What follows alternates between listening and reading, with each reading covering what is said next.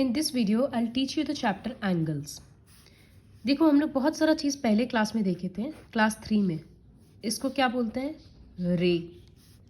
फिर जब दोनों एंड पॉइंट फिक्स्ड होता है तो उसको बोलते हैं लाइन सेगमेंट. इसी तरह से दोनों तरफ होने से बोलते हैं लाइन. ये 3 चीज़ हम लोग देखे थे स्टैंडर्ड 3 में. अब दो रे अगर इस तरह से मिल रहा है तो ये एक रे है और ये एक रे है. दोनों रे के मिलने से, दोनों का एक ही एंड पॉइंट है, दोनों के मिलने से ये जो पोर्शन हुआ इसको बोलते हैं एंगल. ठीक है, हर चीज़ के बीच में एंगल होता है. जैसे देखो ये एक है तो ये रहा एंगल. ये एंगल चेंज हो गया, कम हो गया, ज़्यादा हो गया, इस तरह से. तो ये एक एंगल है. इसी तरह से ये एक रे और ये रहा एक रे, दोनों के बीच में ये रहा एंगल. ठीक है, लाइक ये रहा और ये रहा, दोनों के बीच में ये रहा एंगल. ये एंगल चेंज भी हो सकता है, इतना है, बढ़ रहा है, कम रहा है. तो अब हम लोग इसमें देखेंगे फिगर वर्कशीट 1 में बोला tick the figures when an angle is formed. अब फर्स्ट फिगर में ये एंड पॉइंट्स मिल नहीं रहा है तो इसमें टिक नहीं करना है. बी में टिक होगा, सी में होगा, इसी तरह से करना है. फिर बोला draw any 4 angles in your notebook. तो इस तरह से कोई भी अलग अलग 4 एंगल कॉपी में ड्रॉ करो और सबको नाम दो.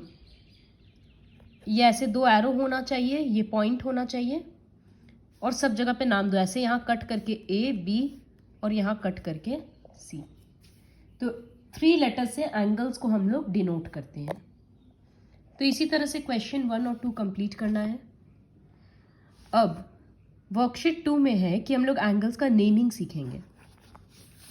सपोज ये एक एंगल दिख रहा है तो इसका नाम कैसे लिखेंगे. जो वर्टेक्स, इसको वर्टेक्स बोलते हैं, जो एंड पॉइंट है ना उसको, तो इसको वर्टेक्स बोलते हैं. ये हम लोग देखे थे ऑलरेडी ज्योमेट्री वाले चैप्टर में, क्लास 3 में. तो जिस वर्टेक्स पे एंगल है वो अल्फ़ाबेट बीच में रहेगा और आगे पीछे दोनों ये लगा देंगे. तो इसको हम देंगे, एंगल का ये साइन होता है angle A B C. B पे एंगल है ना तो बी बीच में है. या फिर इसको लिख सकते थे सी बी ए, ऐसे लिख सकते हैं एंगल सी बी ए. अभी भी बी बीच में है. तो रूल लिखने का ये है कि जो जिस वर्टेक्स पे एंगल है वो बीच में होगा और बाकी दोनों अल्फ़ाबेट आगे पीछे लगाना है. बहुत सिंपल है. सपोज इसी तरह से एक है एल एम एन, ये एंगल ड्रॉ कर दिए तो इसका नेम क्या होगा, angle L M N. M को बीच में रखना होगा. ये एंगल का साइन है और ये एल है. या फिर लिख सकते हैं एंगल एन एम एल. तो इस तरह से इसका फर्स्ट क्वेश्चन कंप्लीट करना है. ये एंगल कौन सा होगा, angle A B C. Second है, वो भी बुक में कर सकते हैं, एंगल का आर्म्स लिखना है और वर्टेक्स लिखना है.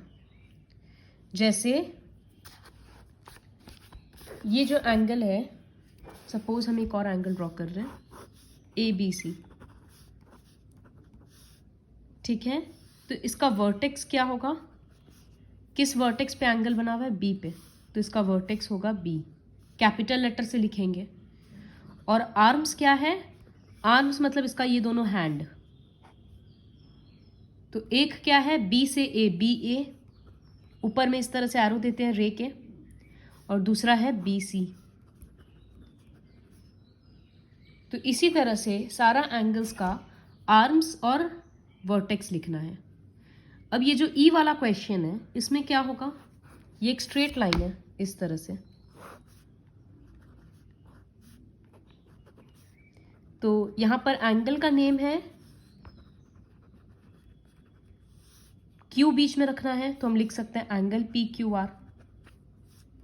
तो वर्टेक्स क्या है, कहां पर एंगल है, क्यू के पास, क्यू के ऊपर, तो क्यू.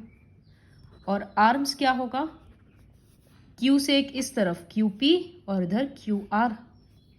तो लिखेंगे क्यू पी, एरो दिए हैं, QR एरो दे दिए।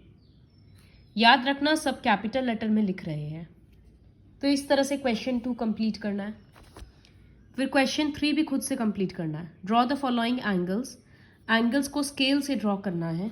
हम फ्री हैंड कर रहे हैं क्योंकि वीडियो बनाना है, but you guys will use scale. Like 3 का ए में क्वेश्चन दिया है MNP एंगल ड्रॉ करना है, तो वो कैसे भी ड्रॉ कर लो। ये रहा, मैं ऐसे ड्रॉ कर दिए। नाम ठीक से देना, N बीच में है तो N यहाँ रहेगा। फिर इस तरह से कट करके M और इधर दे दिए P, हो गया एंगल ड्रॉ। 4th क्वेश्चन है, एक फिगर दे दिया, उसमें पूछ रहा है कितना एंगल है। इस फिगर में कितना एंगल है, ये रहा 1 2 3 4, तो यहाँ 4 एंगल्स है। इसी तरह से ये वाले फिगर में कितना एंगल है, तो एक ये छोटा सा 1 और एक इधर छोटा सा 2, और एक एंगल हो सकता है ये पूरा बड़ा वाला, तो यहाँ टोटल 3 एंगल्स हैं। उसी तरह से लास्ट फिगर का खुद से कैलकुलेट करके लिखना है। So complete worksheet 1 and 2 with the help of this video.